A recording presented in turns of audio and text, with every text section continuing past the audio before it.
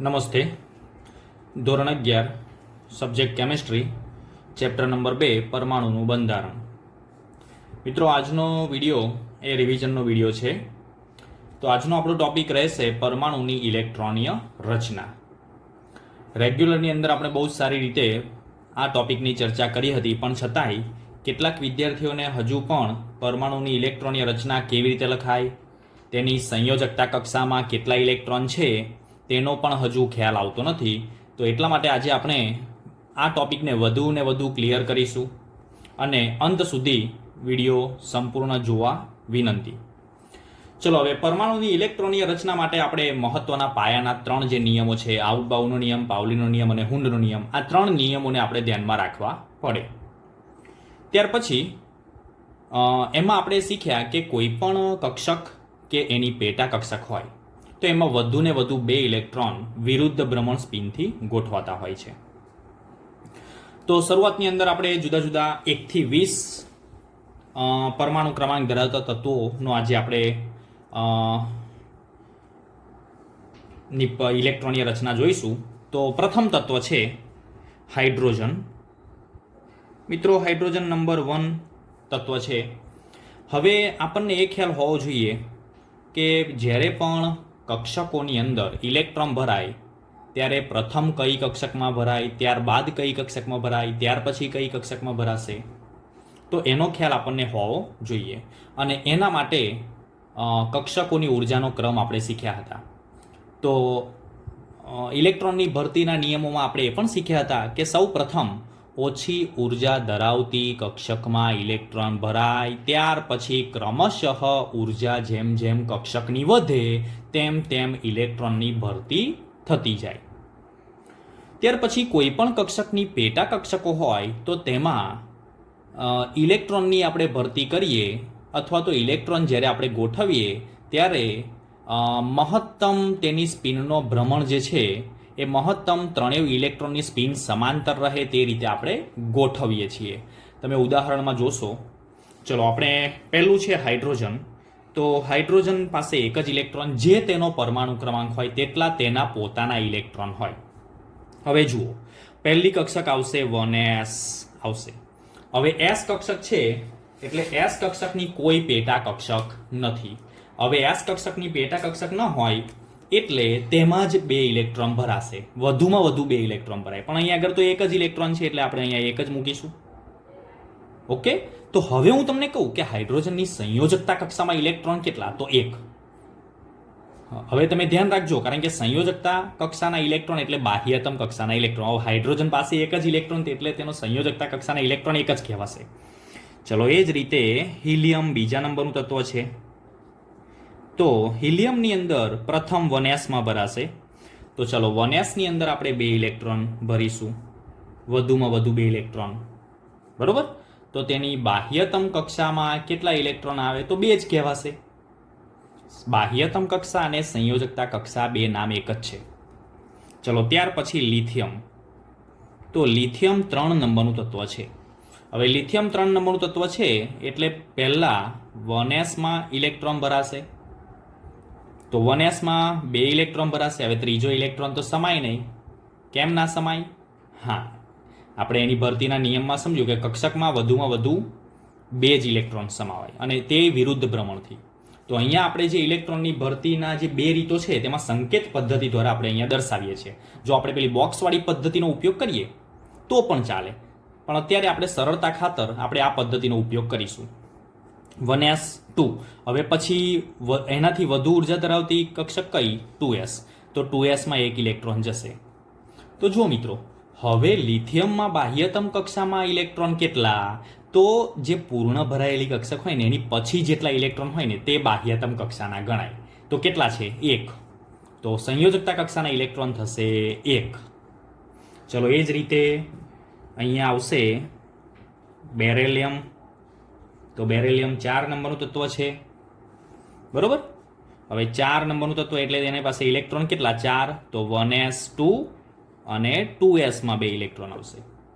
તો આ રીતે ક્રમશઃ ઇલેક્ટ્રોનની ભરતી થતી હોય છે. ત્યાર પછી આપણે જોઈએ બોરોન આવશે 5 નંબરનું તત્વ. મિત્રો 1 થી 30 નંબરના તત્વો તમારે યાદ કરી જ લેવાના છે. જો આ પહેલા 5 યાદ રાખવા માટે હું તમને એક આઈડિયા આપું છું. એક શબ્દ બની જશે હ હી લી બી બ. તો તમે સાઈડ પર લખી દેજો, નોંધી દેજો હ હી લી બી બ, એટલે 5 તત્વો પતી ગયા એમાં. ચલો અહીંયા 5 ઇલેક્ટ્રોન છે, તો 1s માં 2, 2s માં 2. હા, હવે 2s માં 2 છે. હવે આવશે કઈ? ક્રમશઃ 2p, 1s 2s અને 2p. તો 2pમાં 1 ઇલેક્ટ્રોન આવશે. પણ એક બાબત આપણે અહીંયા ધ્યાનમાં લઈશું કે મિત્રો અહીંયા 2p કક્ષકની 3 પેટા કક્ષકો છે. બરોબર? આ 2p કક્ષકની 3 પેટા કક્ષકો છે, એને જો મારે બતાવવી હોય ને તો આ રીતે મારે બતાવાય. તમને ખ્યાલ આવવો જોઈએ. તો આમાંથી એક જ પેટા કક્ષકમાં ઇલેક્ટ્રોન એક ભરાશે, કારણ કે એક જ છે એટલે. તો આની બાહ્યતમ કક્ષામાં ઇલેક્ટ્રોન કેટલો કહેવાય? તો આ 2 સંપૂર્ણ ભરાઈ ગયેલી છે, આ 2 સંપૂર્ણ ભરાઈ ગયેલી છે. તો બાહ્યતમ કક્ષકની અંદર એટલે અહીંયા આગળ આપણે શું જોવાનું છે? તો તેનો મુખ્ય ક્વોન્ટમ નંબર જોવાનો છે. તો મુખ્ય ક્વોન્ટમ નંબર અહીંયા આગળ 2 છે, 1 પછી 2 છે. એક ક્વોન્ટમ નંબર પ્રથમ ઉર્જા સ્તર ભરાઈ ચૂકેલું છે, પછી બીજું ઉર્જા સ્તર હજુ ખાલી છે. બીજા ઉર્જા સ્તરમાં પેટા કક્ષકો છે, એની કક્ષકોની પેટા કક્ષકો, એટલે 3 તેના ઇલેક્ટ્રોન થશે. બાહ્યતમ કક્ષાના ઇલેક્ટ્રોન 3 થશે. તો આ 2 અને આ 1 3. ચલો, તો એ રીતે અહીંયા 2p ની અંદર એક ઇલેક્ટ્રોન 2px માં ભરાશે. 2px, 2py અને 2pz એમ 3 હશે. ચલો, એ જ રીતે અહીંયા આગળ આવશે કાર્બન. તો કાર્બન પાસે 6 ઇલેક્ટ્રોન, તો 1s2, 2s2 અને 2p2. તો જુઓ જોઈ અહીંયા આગળ 2pની અંદર 2 ઇલેક્ટ્રોન છે, તો 2 ઇલેક્ટ્રોન એક જ કક્ષકમાં ભરાઈ જશે? તો ના, 2 ઇલેક્ટ્રોન તેનું મહત્તમ સમાંતર રીતે તે બંને ઇલેક્ટ્રોન ગોઠવાશે, મહત્તમ ભ્રમણ થાય તે રીતે. એટલે કે 2pની અંદર 2 ઇલેક્ટ્રોન આ રીતે કંઈક ગોઠવાય. જુઓ, એક ઇલેક્ટ્રોન 2px માં, બીજો ઇલેક્ટ્રોન 2py માં. બરોબર? તો આમાં અયુગ્મિત ઇલેક્ટ્રોનની સંખ્યા બોરોનમાં કેટલી? પ્રશ્નો પૂછીશ મિત્રો હું, એટલે તમે ધ્યાન રાખજો. તો એક જ છે, અયુગ્મિત ઇલેક્ટ્રોન એક જ છે. કાર્બનમાં અયુગ્મિત ઇલેક્ટ્રોનની સંખ્યા કેટલી? 2 છે. જુઓ, યુગ્મિત ન થયેલું હોય તે રીતે. તો આની બાહ્યતમ કક્ષામાં ઇલેક્ટ્રોન કેટલા છે મિત્રો? બાહ્યતમ કક્ષામાં ઇલેક્ટ્રોન કેટલા ગણાય? પછીનું આ જો આ પ્રથમ ઉર્જા સ્તર n બરાબર 1, એના પછીનું ઉર્જા સ્તર n બરાબર 2 થશે. તો n બરાબર 2માં જેટલા ઇલેક્ટ્રોન હોય તે તેનું સંયોજકતા કક્ષાના ઇલેક્ટ્રોન કહીશું. તો અહીંયા 4 છે. ચલો, ત્યાર પછી આપણે અહીંયા જોઈએ કાર્બન પછીનું તત્વ આવશે નાઇટ્રોજન, 7 નંબરનું તત્વ. તો જુઓ જોઈ 1s2, 2s2 અને 2p3. હવે તમને ખ્યાલ આવી ગયો હશે કે નાઇટ્રોજનમાં અયુગ્મિત ઇલેક્ટ્રોનની સંખ્યા કેટલી? 3. અને આ ત્રણેય કક્ષકમાં 3 એક ઇલેક્ટ્રોન ભરાશે અને મહત્તમ સ્થાયીતા નાઇટ્રોજન પ્રાપ્ત કરે છે મિત્રો. આ જે તત્વ છે તેની ઇલેક્ટ્રોનીય રચના કેવી છે? સ્થાયી છે. કેમ સ્થાયી કહેવાશે? તો કે p3 એટલે કે 3 પેટા કક્ષકોની અંદર અર્ધપૂર્ણ ભરાયેલી છે. ઓકે, ચલો, એ જ રીતે તેની બાહ્યતમ કક્ષામાં કેટલા ઇલેક્ટ્રોન કહેવાશે? 5 ઇલેક્ટ્રોન કહેવાશે. ચલો, હવે આપણે આગળ જોઈએ નાઇટ્રોજન પછી ઓક્સિજન. ઓક્સિજન 8 નંબરનું તત્વ છે. ચલો, 8 નંબરનું તત્વ છે એટલે અહીંયા આવશે 1s2, 8 ઇલેક્ટ્રોન ભરાશે, 2s2 અને 2p4. હવે 2p4 છે તો p કક્ષકની અંદર 3 પેટા કક્ષકો, તો ઇલેક્ટ્રોન આપણે ભરવા હોય તો કઈ રીતે ભરાશે? હવે આ જે રીતે બોક્સવાળી પદ્ધતિ છે એનું મહત્વ શું? તો એના દ્વારા આપણને અયુગ્મિત ઇલેક્ટ્રોન, સ્પિનનું મૂલ્ય, આ બધું જ આપણને મળે. તો જુઓ જોઈ 4 ઇલેક્ટ્રોન ભરવા છે તો ત્રણેયમાં 1 અને ફરી એક યુગ્મિત થશે. તો અયુગ્મિત ઇલેક્ટ્રોનની સંખ્યા કેટલી થશે? 2 થશે. અને તેની સ્પિનનું મૂલ્ય કેટલું થશે? તો હાફ અને હાફ એટલે 1 થશે. બરોબર? સ્પિનનું મૂલ્ય શોધવું હોય તો આપણે શું કરવું પડે? તો એક સૂત્ર મેં તમને ખબર છે, S બરાબર n ઇન્ટુ 1/2. તો એ મેં તમને શીખવ્યું હતું. તો n બરાબર અયુગ્મિત ઇલેક્ટ્રોનની સંખ્યા કેટલી છે? 2 છે. 2 ગુણ્યા 1/2 એટલે અહીંયા જવાબ આવશે 1. તો આ રીતે એનું સ્પિનનું મૂલ્ય પણ તમે શોધી શકો છો. ચલો, એ જ રીતે ઓક્સિજન પછીનું તત્વ છે ફ્લોરિન. 9 નંબરનું તત્વ છે. 9 ઇલેક્ટ્રોન ભરવાના છે. તો 1s2, 2s2, 2p5 આ રીતે આવશે. એ જ રીતે 10 નંબરનું તત્વ આવશે નિયોન. નિયોન તત્વ છે 10 નંબરનું. ચલો એમાં 10 ઇલેક્ટ્રોન ભરવાના 1s2, 2s2 એ સંપૂર્ણ ભરાય અને 2p6. તો અહીંયા મિત્રો તમે જુઓ કે પી કક્ષકની ત્રણેય પેટા કક્ષક સંપૂર્ણ ભરાઈ ચૂકેલી છે. જો આને તમારે દર્શાવવું હોય તો આ રીતે દર્શાવાય. આ 1s છે, આ છે 2s અને આ છે 2p. 2pની 3, 2px, 2py, 2pz. ચલો આમાં 2 ઇલેક્ટ્રોન, આમાં 2 ઇલેક્ટ્રોન.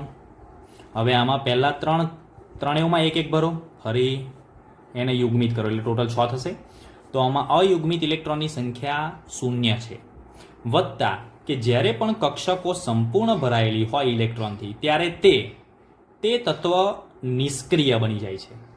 જો ઇલેક્ટ્રોન અયુગ્મિત હોય તો તે બીજા તત્વોના ઇલેક્ટ્રોન સાથે પ્રક્રિયા કરવાનું વલણ ધરાવે, પરંતુ આ સંતોષ એને મળી ગયો છે કારણ કે ત્રણેય પેટા કક્ષકોની અંદર અને આગળની કક્ષકોની અંદર પણ સંપૂર્ણ ઇલેક્ટ્રોન ભરાઈ ગયેલા છે. એટલે એને ઇલેક્ટ્રોનની જરૂર જ નથી. ઇલેક્ટ્રોન મેળવવાની પણ જરૂર નથી અને ઇલેક્ટ્રોન ગુમાવવાની જરૂર નથી. માટે જે નિયોન છે ને તે નિષ્ક્રિય વાયુ તરીકે ઓળખવામાં આવે છે. નિષ્ક્રિય વાયુ તરીકે.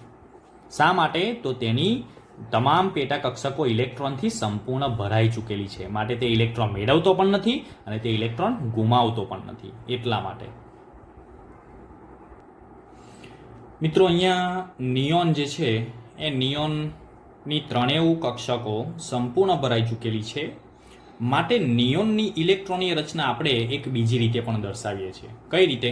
તો એને આપણે આ રીતે એક ઇલેક્ટ્રોન કોર, જ્યારે પણ સંતૃપ્ત થઈ ગયેલી હોય, તમામ કક્ષકો ઇલેક્ટ્રોનથી સંતૃપ્ત થઈ ગયેલી હોય ત્યારે નિયોનને બ્રેકેટ વડે દર્શાવીએ છીએ. એટલે સમજી લેવાનું કે તે નિષ્ક્રિય વાયુ છે અને આને આપણે કહીશું ઇલેક્ટ્રોન કોર કહીશું.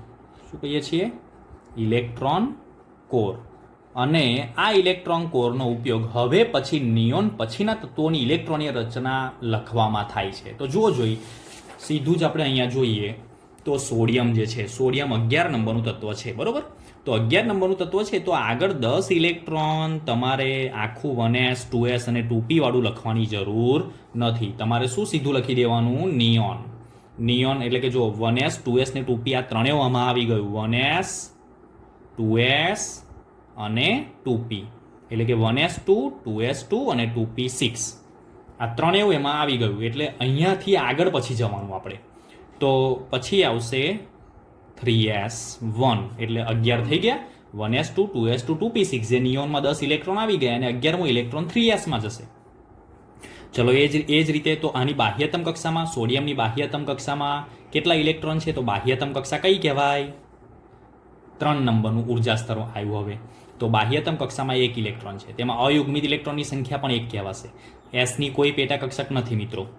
ચલો એ જ રીતે 12 નંબરનું તત્વ મેગ્નેશિયમ, તો એમાં આવશે 3s2. તેની બાહ્યતમ કક્ષા એટલે કે સંયોજકતા કક્ષામાં 2 ઇલેક્ટ્રોન છે. આમાં અયુગ્મિત ઇલેક્ટ્રોનની સંખ્યા 0 મળશે કારણ કે એસ કક્ષકને આપણે દર્શાવીશું આ રીતે અને એમાં બંને ઇલેક્ટ્રોન બોક્સમાં ભરાઈ જશે. મેં અહીંયા રાઉન્ડ શેપ આપેલો છે, બરોબર? એટલે અયુગ્મિત ઇલેક્ટ્રોન મળતા નથી. ચલો એ જ રીતે એલ્યુમિનિયમ, તો 3s2 અને આગળ આવશે 3p1. 3s2, 3p1.